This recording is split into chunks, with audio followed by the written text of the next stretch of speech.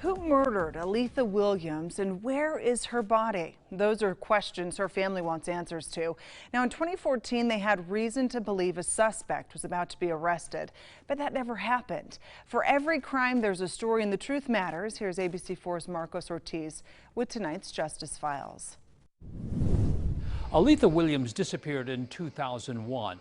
It wasn't until 12 years later that Salt Lake City police claimed she had been murdered and even had a suspect.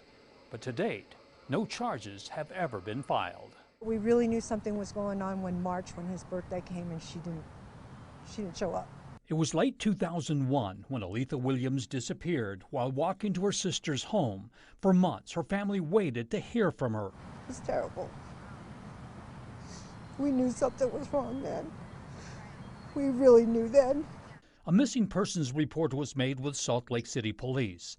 But for the next 12 years, Williams' family still didn't have answers. They wiped her under the rug like she never happened, like threw her away. She didn't exist. That's what it made me feel like. But in 2014, acting on new information, police searched for Williams' body along the Jordan River. A person of interest was arrested. Back then, he told ABC4 it was his brother who murdered Williams. Police searched the brother's home and, according to a 2014 search warrant, found drugs but little else.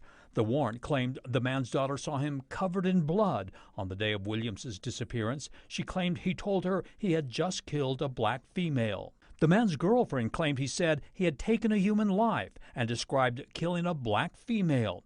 Also, he cut off her fingertips to get rid of his DNA.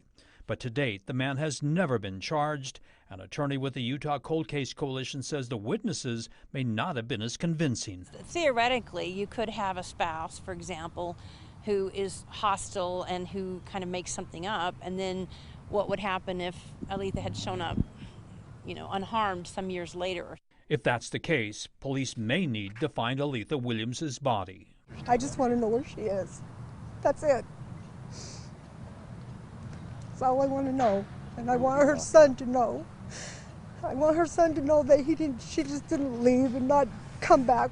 Neither the Salt Lake City police or the district attorney could supply answers as to why this man was never charged. Meanwhile, the Utah Cold Case Coalition, along with volunteers, will soon be diving into the Jordan River in hopes of coming across Aletha Williams' remains.